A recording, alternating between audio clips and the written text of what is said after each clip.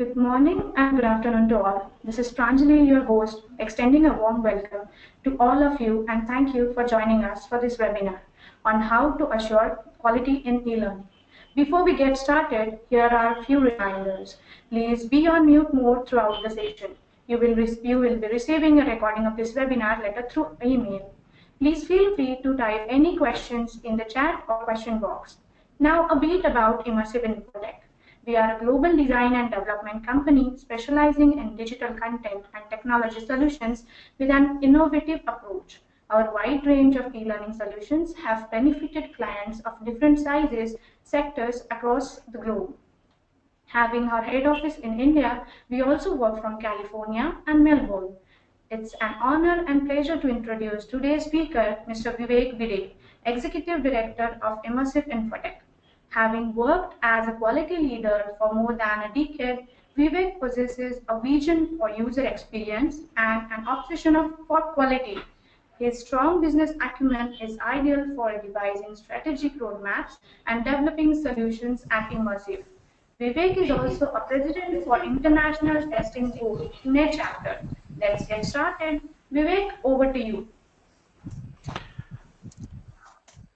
Thanks, Pranjali, and welcome all to this webinar. And thanks for introducing the company as well, Pranjali. I think Immersive is being there for quite some time now in the space of e-learning. And as Pranjali mentioned, we do specialize in content, custom content solutions, and as well as knowledge management solutions, which includes learning management systems and customization as well. So today's agenda is pretty focused on quality. As the webinar title itself suggests, it's what is quality in the context of e-learning. We'll probably cover that. We'll also talk about e-learning quality principles. For every organization, there needs to be some guiding principles to start defining. And I'm also looking at the areas of impact, namely requirements, development, root cause, and corrective action. And we'll also look at how the customer implementation also impacts the quality. Yeah. There is a good saying which John Ruskin had put in, quality is never an accident, it is always the result of an intelligent effort. What it indicates is that for quality products or for quality output, you really need to exert plan, put in your heads together and deliver. One of the definitions, if you look at quality in your dictionaries, it is defined as the standard of something as measured against other things of a similar kind, the degree of excellence of something, which means that it is always comparative. It is always has a little bit of a subjectivity related to it in various contexts. And hence it is very important that the measured and the degree words which I have highlighted are thought through in the context of quality of whatever that you focus on. Quite often quality is also considered as only testing, but I think we need to step back and look at quality as a holistic approach rather than just the testing from an end-to-end perspective and not just focusing on one area of the entire project execution. Of course, why quality is important, we come across many issues, and we'll kind of touch base upon some of these which talks about them. We'll start with the planning issues, which starts with very unrealistic goals. At times, we do have estimation issues depending on the scope, depending on the requirements. There are always shifting project goals, right? So sometimes a certain release has to happen in a certain time period, but because of certain issues, we start delaying things. And there is also a survey that was done that how many projects have met their deadlines, and in 90+% cases, none of the projects have really met the release dates that were planned. Now, implementation issues are, of course, especially related to e-learning, is the poor design, and design is the essence of the e-learning deliveries that we always look at.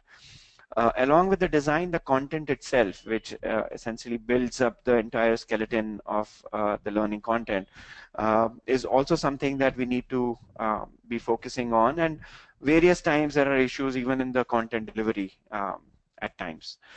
There are also issues with respect to interactivity. Whenever an e-learning course is developed, the interactivity, if it is not there, it causes the learner to lose focus and kind of not really give a sense of the entire course for the learner. Now, customer issues, project fails to meet learners' needs. That essentially means that these are the very common areas which we run into all the time, wherein the project fails. Of course, there are tons of other issues as well, but in the context of quality, I believe that these are the major ones that I'm sure that every now and then people might have faced them.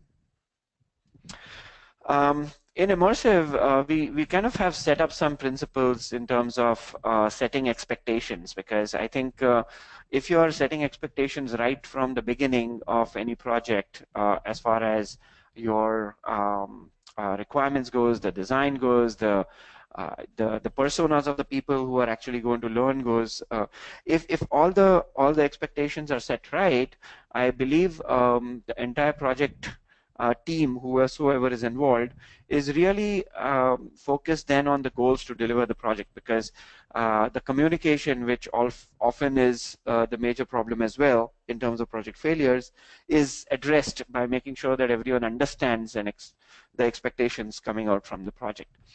And hence management buy-in is pretty key, right, for quality.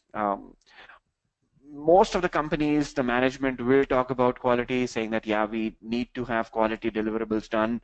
But at any given point of time, due to business needs, due to various other issues, quality often gets or compromised in many ways for us to meet deadlines, to meet some customer timelines or deliveries and things like that. So having expectations from the management is very key in any of the organization, so be it the development organization or the client organizations as well.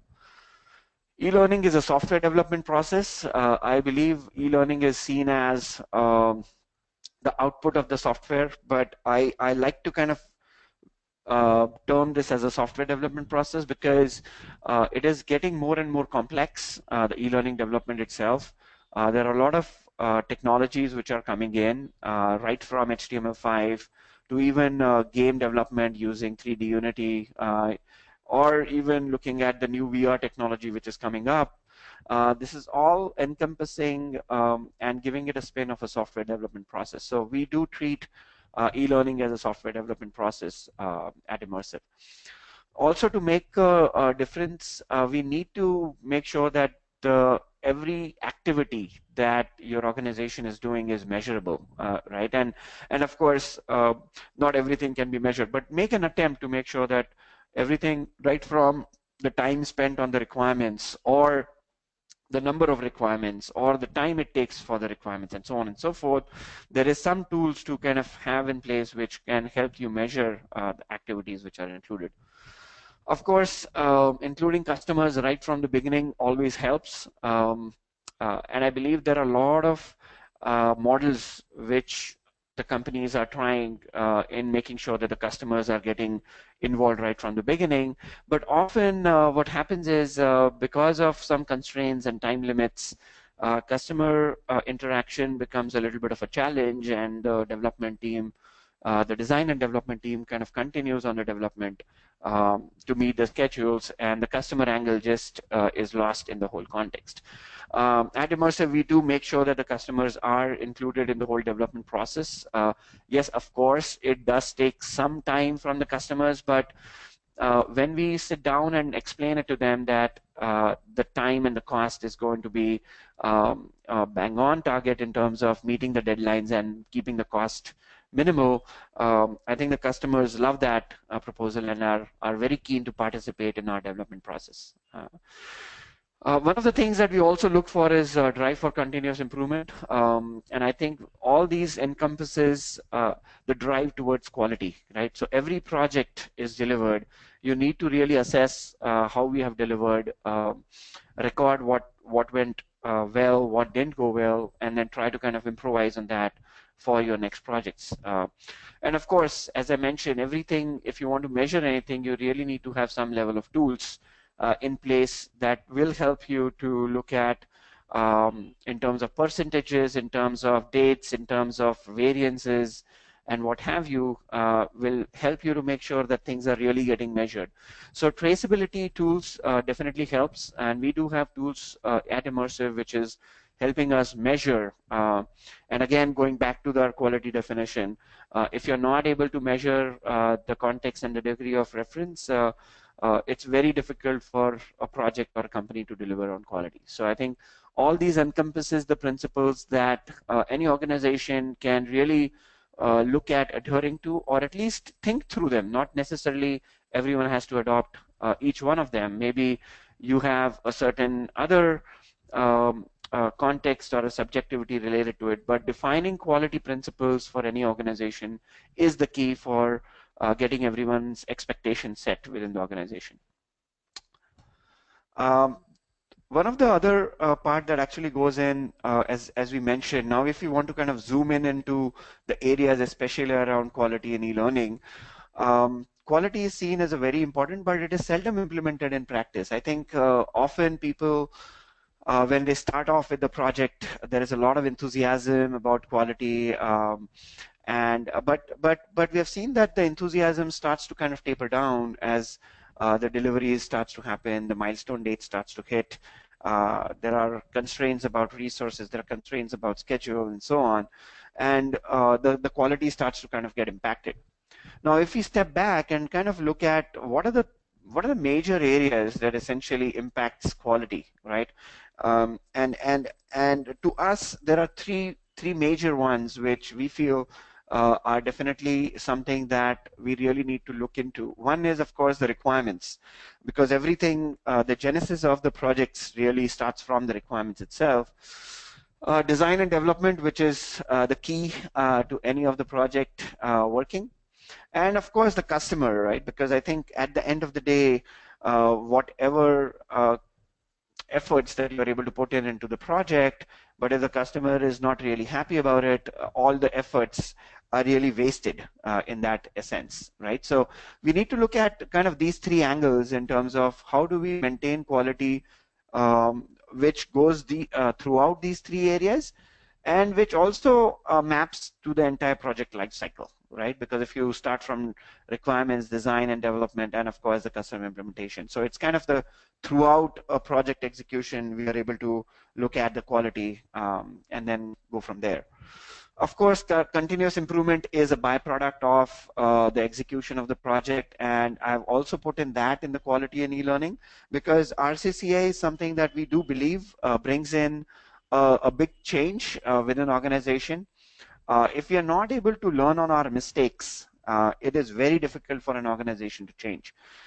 Accepting a mistake is a start of a change, in my opinion, right? So if you always try to defend a certain customer saying that, no, this is not our mistake, but your mistake, I think it is not going to lead you as an organization to make progress. So it's very important for us to really retrospect, look at the root cause corrective action, and even share with the customer, right? And it never hurts to share mistakes with the customer. In fact, they would love it if you tell them that, yeah, we made a mistake and we are going to improve it this way, and then try to kind of showcase that you have really improved. Now, zooming into the requirements out of the three areas that we talked about, we seldom start with the questions. I think what we essentially get is a kind of a storyboard and a segment to look at, so be it pharmaceuticals, so be it mechanical engineering, or various other segments that we get. But we kind of start getting presentations, we start getting storyboards, but maybe something for you to really question is on all these three or four aspects, wherein who is the customer, why do we really want to do this project, who is really going to consume this, right? When and how. It's not just about delivery, but it is also about consumption of the project that you are actually going to do that, and of course how you are going to deliver that, right? I mean, some companies have started to deliver them in LMS, on standalone, on mobility, or even at a point where it's hosted on web. And now the VR technology is also coming up in terms of e-learning, right? So it kind of spans across these questions whenever the requirement starts to come in. So although in this always is there in our back of minds, saying that, hey, we really need to synthesize the requirements to the tooth and nail, but we often start with that, but then again lose traction because the delivery starts to happen. So it's important that we kind of take a step by step approach and then see how we can capture them. Now, I've taken this reference from the internet wherein they have talked about and shown how the requirements really get interpreted, right? And I like this image because it just shows various aspects of the interpretation of different people involved in the project execution. If you just look at the first one, how the customer explained it, because that's where the requirements really get started from. A project leader within your company, how he understands it. Of course, he's almost there. Yeah, he's got the swing right, he's got the tree right, he's got the two threads right. But I think there are pieces and parts which are missing, as it's pretty obvious. And of course, when we explain that to the engineer, because of the creativity part that engineer possesses, they always try to over design, in my opinion, sometimes, right? It's very, very difficult for a designer or a programmer to, of course, curb down their creativity at times, but and hence it is important that we kind of keep the customer in the loop all the time, because if we don't understand his requirement, it's often going to kind of land up in the last image that you see, which has a tire tied to a tree. The means of the swing is completely changed from what it was getting asked, right?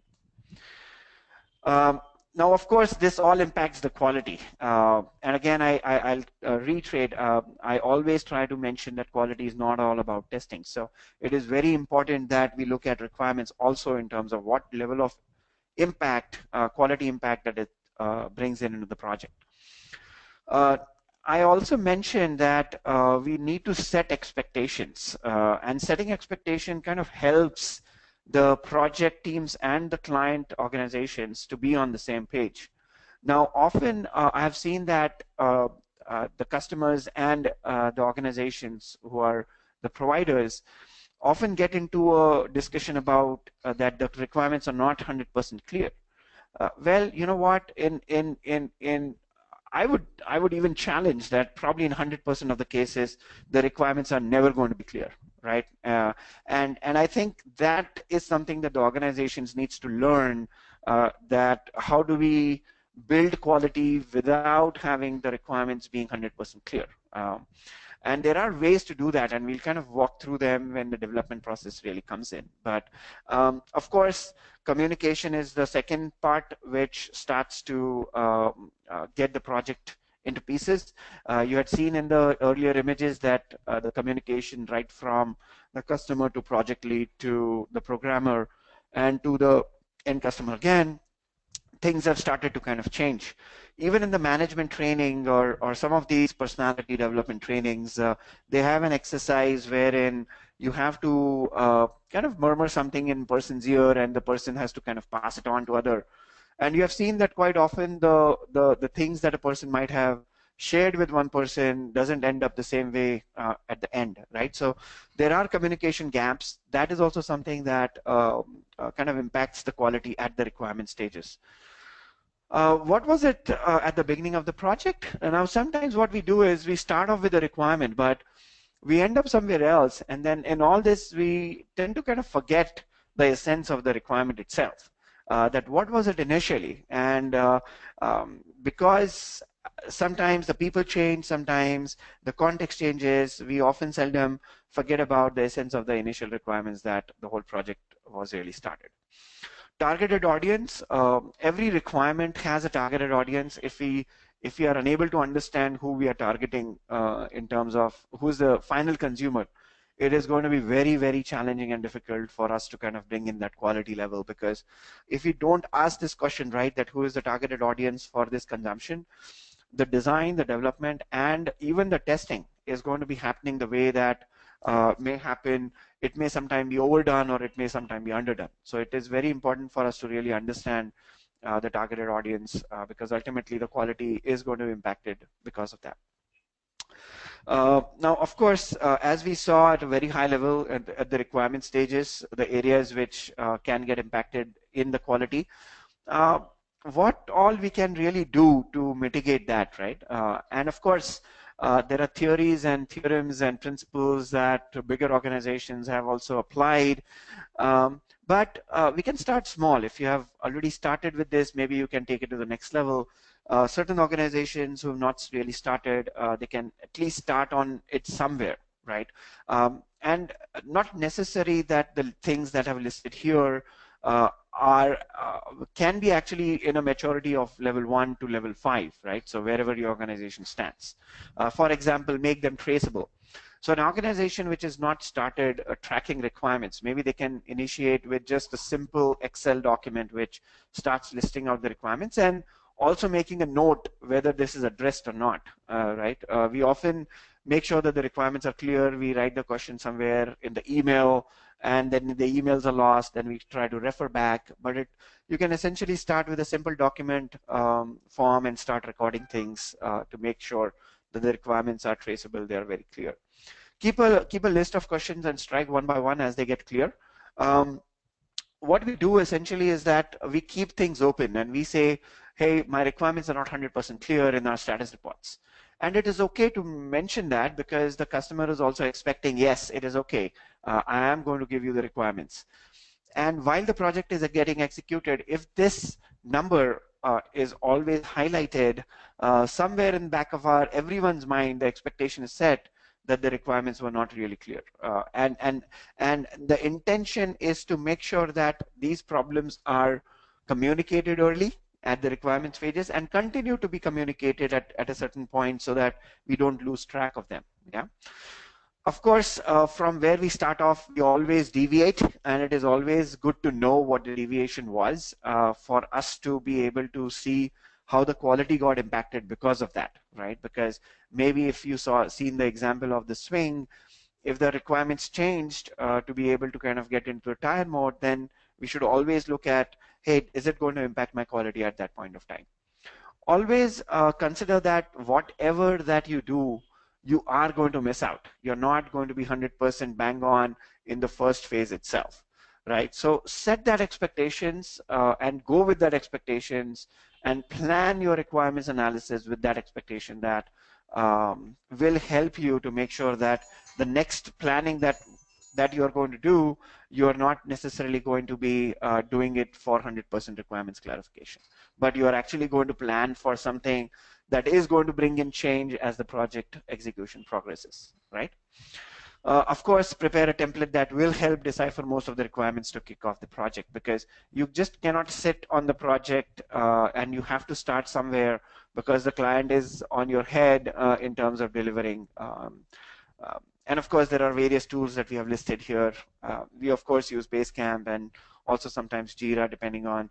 We have also worked on other tools which the clients have, because we often get into a situation where clients suggest that, hey, we have our own implementation and we would want to use this tool so that you can kind of get into our. So we have experiences in terms of requirements tracking in these kind of tools at Immersive. Now, moving on to the next phase, which is the design and development, I think I would, this video represents, and I'm sure that everyone will be able to relate to the video in some way, shape, or form in terms of how the development really happens. Okay, so I'm just going to play the video. It's about a minute video here. It is done by a company called EDS, and I liked it so much. So I wanted to kind of give the reference, and I often also show this to my project teams here to be able to kind of get them the sense of how can we avoid these kind of situations. Yeah, so let me play this. I like to build planes in the air. I grew up wanting to be on a wing, wanting to be up this high. Sometimes the temperature up at altitude will reach 60 below. It's brisk, it's refreshing. You never know what you're going to come across up there.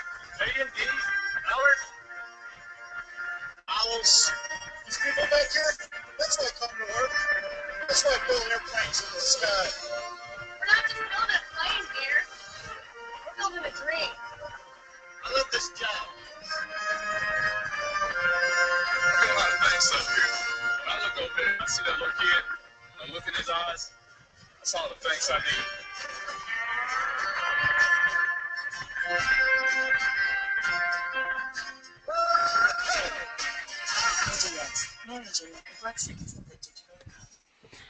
Yeah, so one takeaway that you can definitely take from this is we often run into a situation where we have to build things while we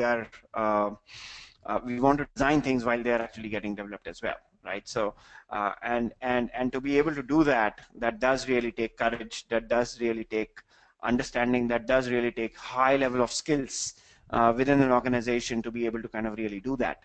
But to be honest, I think in most of the cases, this is the situation in everywhere, in all the segments nowadays. People do want to kind of get out of the door pretty quickly. They don't want to kind of approach clients. Time to market is becoming in a sense. And this kind of represents us with a good challenge for us to see how we can start looking at developing planes while they are kind of really flying. Yeah. So the other aspect here, if you see, and it's pretty obvious, and I think it's been researched and presented by various organizations, by various individuals, and everyone is kind of concluding to the same thing, which is the cost of the issue goes high and high as the issue is found later in the cycle. Yeah. So if you look at the issue cost while it is found at the design or coding level, is relatively very less than when it is going to be found in QA or in production. In many cases, it does range from 15x to a 90x cost implications. Yeah, and of course the time and the schedule also then starts getting impacted.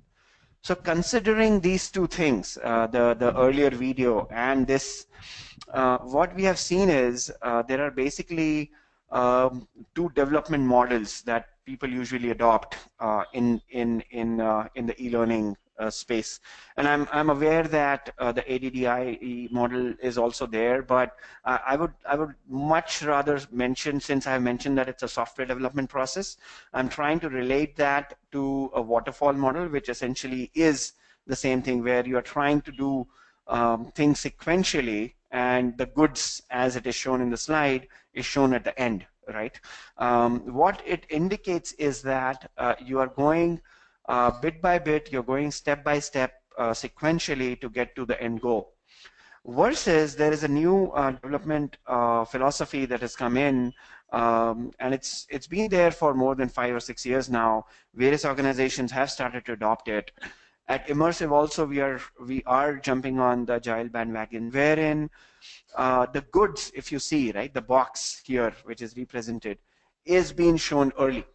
And this is where the shift is. And this is where I believe that the quality will start to kind of getting a good jump in the positive direction, because you're able to show something to the customer right from your first milestones, right, rather than ending at the end and then showing it. So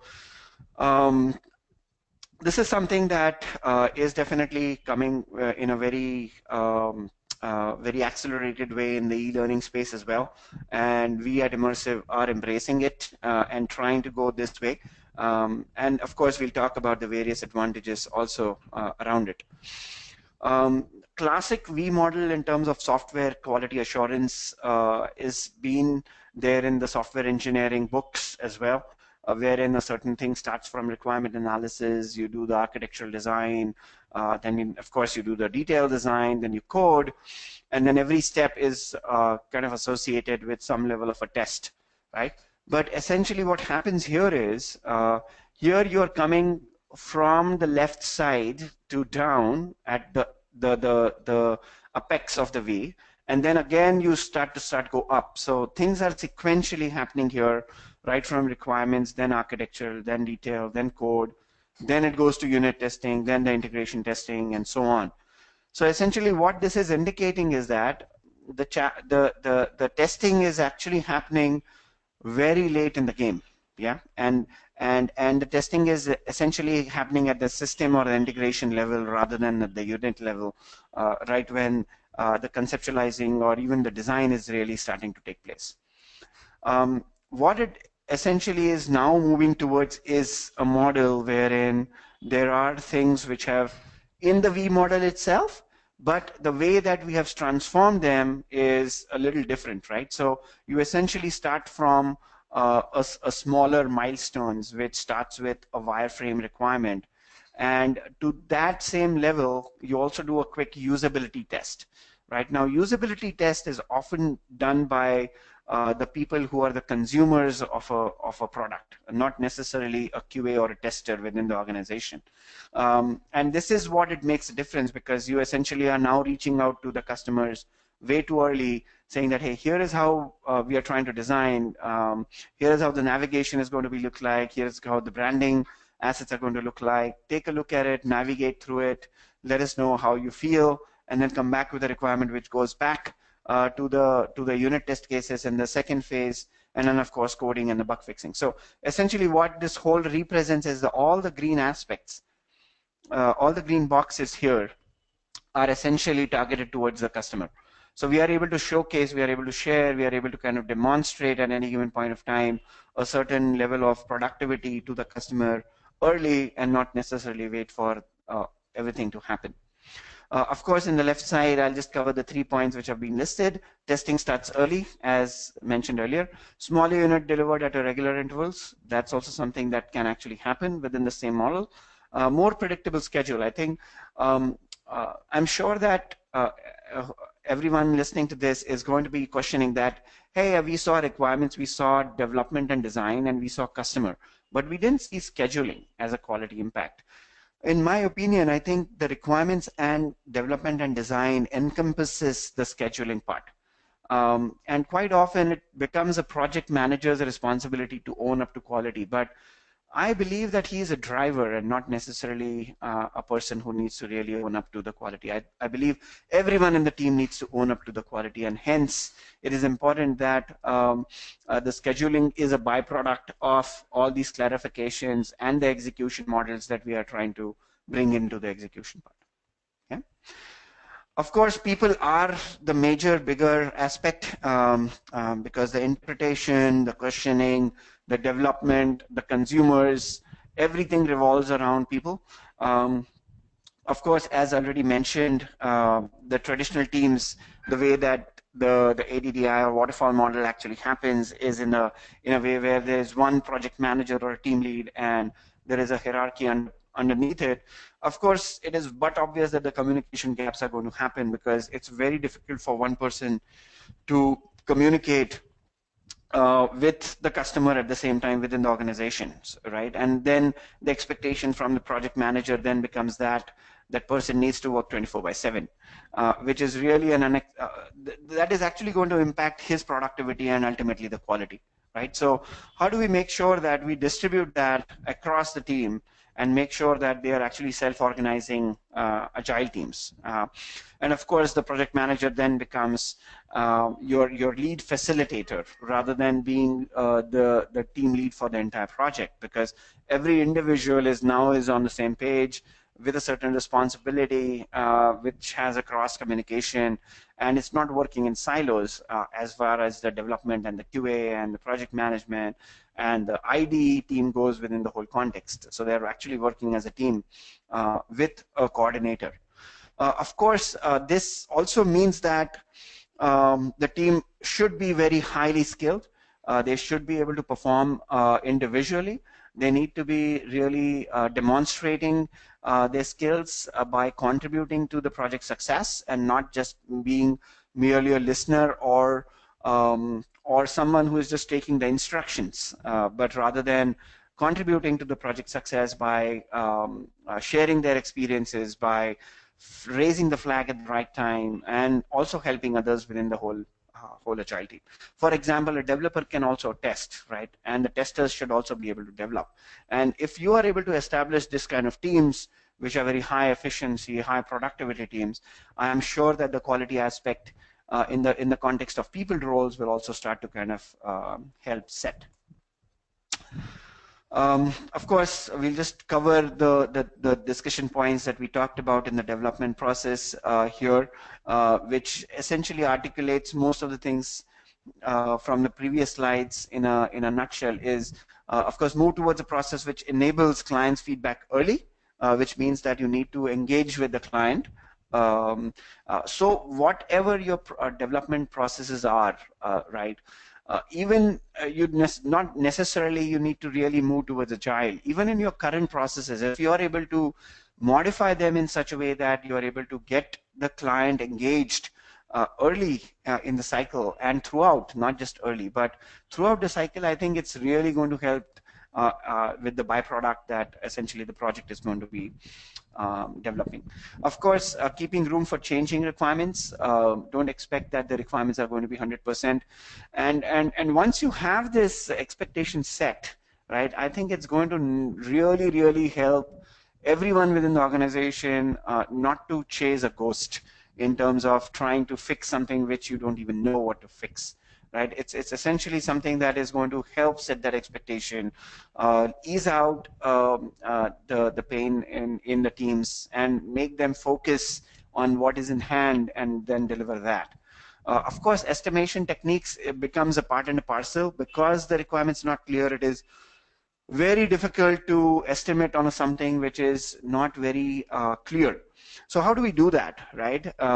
So in Agile, there is a poker and a chip game wherein people sit around a table and with a cards having some numbers from 1 to 10 or even 20 at times, and everyone is asked to come prepared with reading the requirements. And within that meeting, what happens is everyone's getting asked to suggest how much time he or she would take for a certain task to take care, to address that requirement. Now, in one of the cases here in our teams, one person had picked up a card of two days, and the other person had picked up a card of 10 days. What essentially it helped us to do is to understand the point of view of the people on the team, and to also know how they are interpreting the requirements, so that we make sure that everyone is looking at different aspect and don't get blindsided by a certain level of thinking, but you are essentially bringing the team on the same page. At the same time, you are able to also help clarify some of these requirements and get to a schedule which the team can really commit to. Of course, usability session I spoke to also about. Essentially, just take these prototypes and work with the customers rather than the QA team in-house to get the feedback. This essentially is being adopted not just by e-learning companies, but also product development companies. Even Google is doing it for that matter. They are kind of coming up with their beta versions, presenting themselves to millions of users, getting the feedback, and then going back and trying to kind of fix those issues up. Of course, there are various tools that you can also use for development tracking purposes. Basecamp, of course, Basecamp and Jira is something that we use here. Versioning softwares are also applicable, because you need to make sure that the versionings are maintained for your development to be able to trace the progress. Of course, the nuts and bolts of QA, that is testing with test plans and test cases, also needs to be there. Yeah. By doing all this, I think there are clear-cut things that you will be able to achieve. Of course, the gaps in the requirements should start fading away. Of course, the estimation starts to kind of now get pretty focused and pretty accurate, if not very wayward.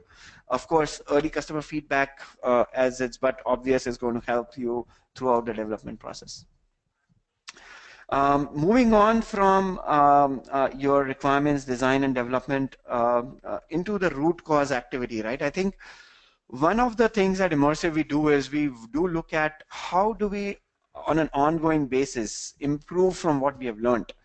And organizations, in my opinion, can only progress if they are able to learn from their own mistakes and try to not have them repeat.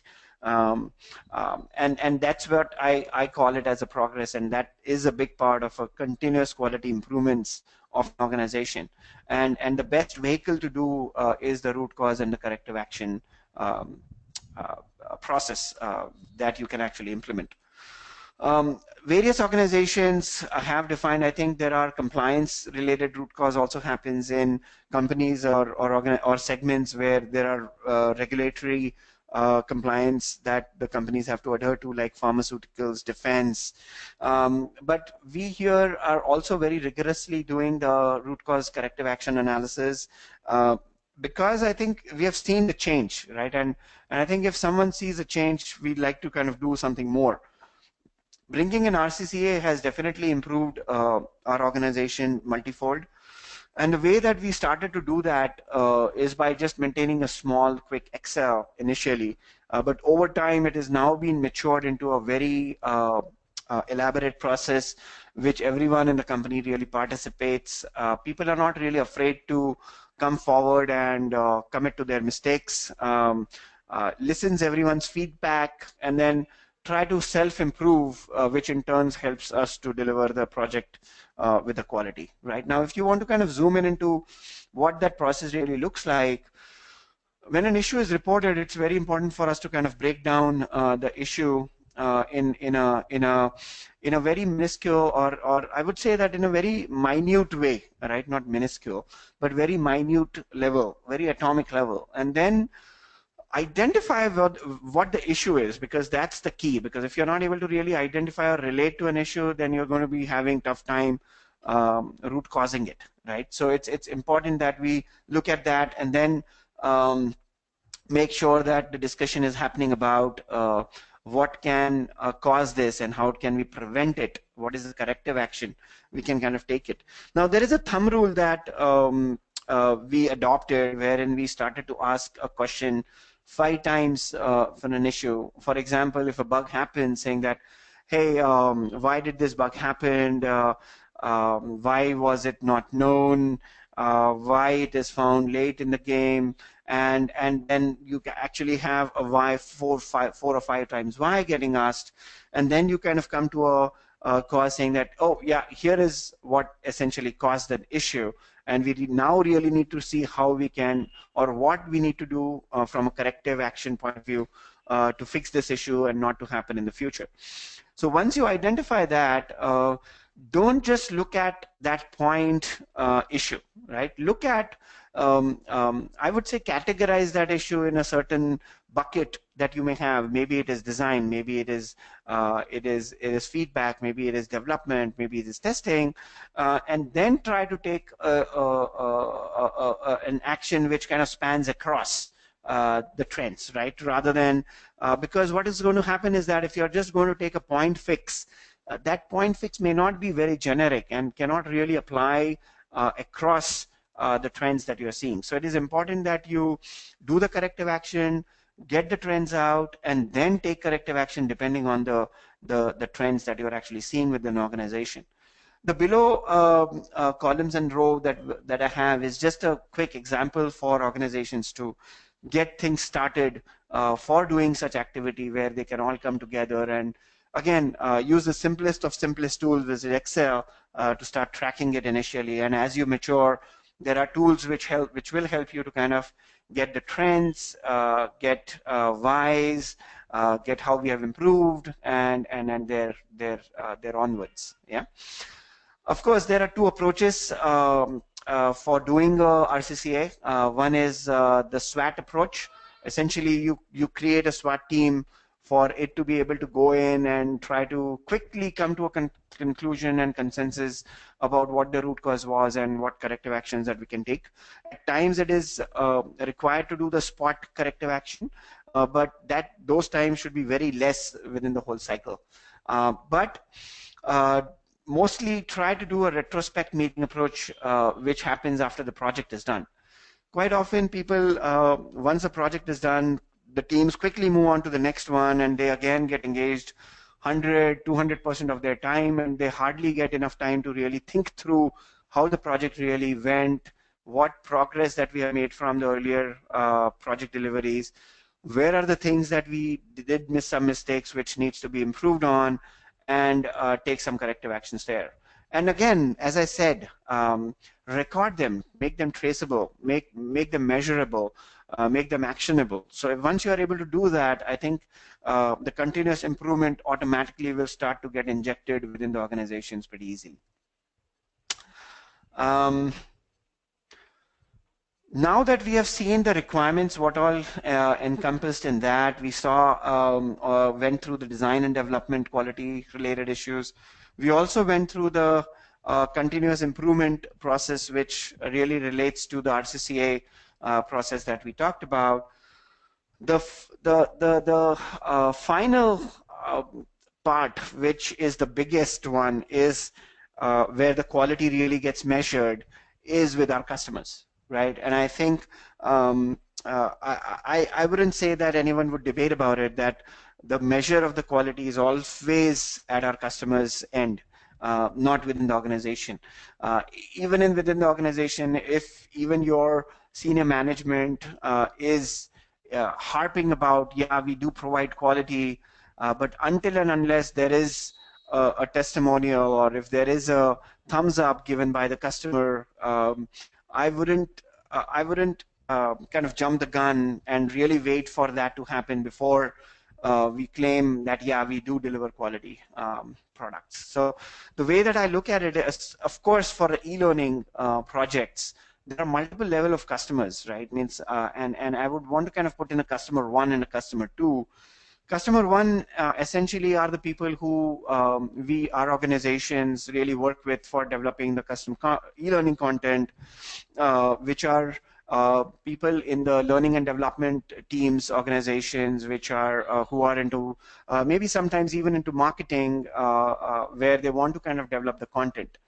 But they are actually developing a content for their organizations. The HR within an organization is going to develop content for the employees of that organization. So it is important that we identify that and make sure that the measures that we are doing and the things that we are looking at are looked at from these two perspectives and not just with one customer perspective. And that will help us to also get a more meaningful input for our deliverables on the projects that we are actually going to deliver. Going forward from here, I think one of the key elements, if you look at the first level customers, how do we measure? How do we get their quality sense of what we have delivered, right?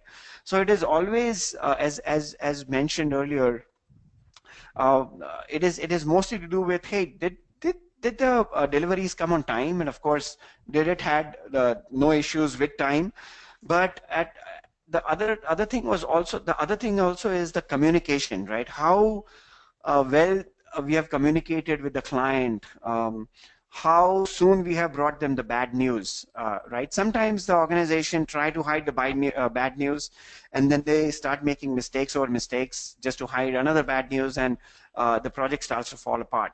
And that necessarily doesn't become a data point because it is more of a subjective quality part, but that often impacts your objective quality aspects, because the customer would come back and say, hey, well, I didn't like it, although he may not be able to attribute a tag to it, but the perception about your deliverables will necessarily go down. So these two aspects about whether the deliveries were on time with that level of quality, and the communication on time is also something that you need to be cognizant about and will relate to your quality feedback that is going to be coming in from the first level people. The second is going to be very key, and I think it's very difficult at times for getting this kind of a feedback from the second level of customers.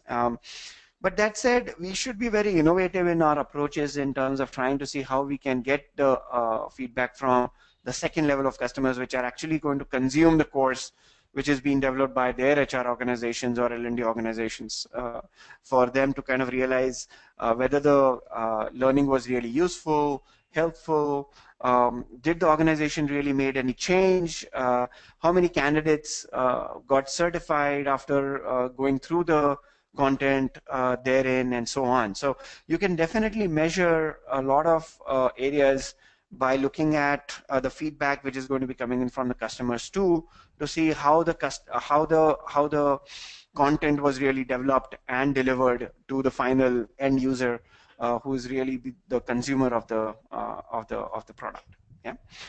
So again, it's going to be key to success, to make the clients and the customers at both the levels happy. Yeah, and that's what the end goal of quality will be. Of course, there are tools that we need to kind of look at. How do we get that? Survey is a very quick and easy tool to do. There are a lot of tools like SurveyMonkey, which are freewares. Of course, your organization may have an inbuilt survey mechanism also within LMSS, that is Learning Management System. There are tools like Basecamps, and even Jira at times also provides a facility to take some feedback from the customers. We have also been coming out with something called as an inbuilt feature within LMS or within the content to take the feedback. That will show you whether the customer was really excited to interact with the training. Was he able to kind of get something out of it or not? So maybe within your instructional designers team, you can be creative to see how we can inbuild the user feedback feature within the content itself, so that the customer one and the e-learning content development organizations can get that feedback directly. Of course, user interaction sessions also helps. So the content that you guys have developed or anyone has developed, we can actually have some road shows, do some webinars, get some feedback right from them while the product is getting developed. So talking essentially definitely helps. One of the major part also impacts is the support, right? How good your support is, and how quickly you're able to get to a resolution for a problem from within the organization. So we also have a good support team for our clients, which is able to kind of roll back or get a fix if there are any issues on time, so that the end customer is not really impacted with the issues that they're actually facing. I think I'm kind of coming to an end here with respect to the coverage that we had for quality, and of course this might have given you a different perspective of quality. Of course, quality often, as I said, gets related to how the testing needs to be done, what a testing team needs to do. But in my opinion, I think we need to kind of elevate the level of quality word itself within the project execution and look at it holistically, rather than actually looking at a point system, right, wherein there is only one team who is looking at a part, right? There is requirements, there are people, there are tools, there are processes that we saw which are going to be helpful for us to really look at maintaining that level of quality throughout the project, and also make our projects measurable at the end of the day, and also look at continuous improvements as we go along. The next is, of course, plan for change. The organizations in the past were so rigid that unless and until the requirements were clear, they were just not able to move forward. I think we all need to realize the fact that the world is getting more dynamic, the requirement is getting more dynamic, and we all need to be prepared for change. If we resist the change, I'm sure that the project is going to be set up for failure and not really for a quality success.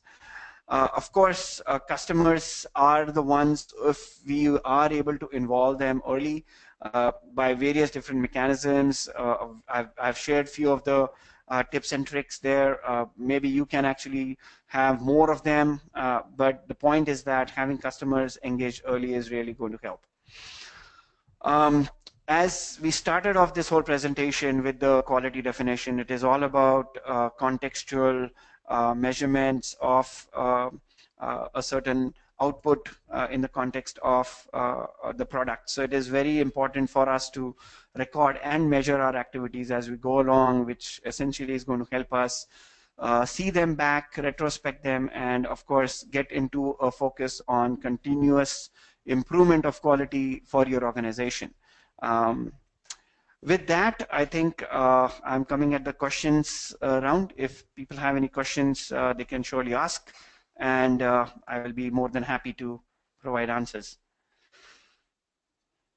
Okay, I see one question here. How do we deal with the clients that are too busy waiting for their approval at each stages only delays the project? Proceeding without their approval will leave us with a lot of feedback at final stages of project. Very, very good question, and I think uh, this is a practical question that we really face, right? What I suggested to keep the customer engaged right from the beginning is, of course, at times comes out to be a dream state rather than the practical approach. But I think there are different various ways that we can definitely engage. And one way that we do is that we have, we kind of set up expectations with the customers saying that, hey, we are going to share some of the wireframes with you, and we would want to test out, and we host events, we host webinars, we actually invite the clients, we visit the clients at times, and it shouldn't take more than half an hour of their time to kind of give the feedback, because you are breaking down the deliverables in smaller chunks, as you saw in the agile development. You're not necessarily building the complete set of features and then going to the client, which the client is then going to be very intimidated by saying, hey, I'm going to be taking like more than 3 days to get back to you because you have delivered to me so much, right? But if you're able to synthesize those requirements into smaller chunks where maybe a half an hour to 1 hour is required, maybe once a week, that I'm sure the customer is definitely going to be agreeing on. The other aspect that we have also learned is we have learned from mistakes. And one thing that we did was we also ran into the same issue that one of the attendees is asking here is we ran into a cost situation where the cost of the project kept on increasing because the changes started to happen. Now, what we did was we included the client in the retrospect meeting, and we made the customer realize that, hey, things kept on changing, the feedback never got, the time kept on slipping, the cost kept on going through the roof, and the reason was this. And we made the customer realize and made him a part of the problem statement and a solution, and that actually helped us got some good buy-in from the customer saying that, okay, next time I'll be involved in giving you feedback. So maybe, as I said, being transparent in your RCCA process may help the customer realize the issues in hand and may also help them participative in the feedback a little early. Of course, the things that I've shared, we have practiced it. We are able to get some positive feedback. But the person who asked the question, you're absolutely right. I think in practice, there are challenges. Not all the customers are responsive, but it's up to us. How do we kind of get through them and make them engaged with us?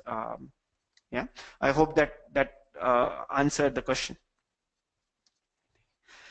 I believe at this point, I don't have any other questions. So again, I would thank everyone for attending today's session. We are just getting started on quality, touching bases on quality. I wanted to start off with a very high level quality approach. We are going to have webinars which are going to be deep diving in each and every aspect that we have spoken today, starting from requirements. We will have tool demonstrations. We will be taking a case study as well going forward. So look forward for the webinar invitations from Immersive, and happy learning, guys. Thank you.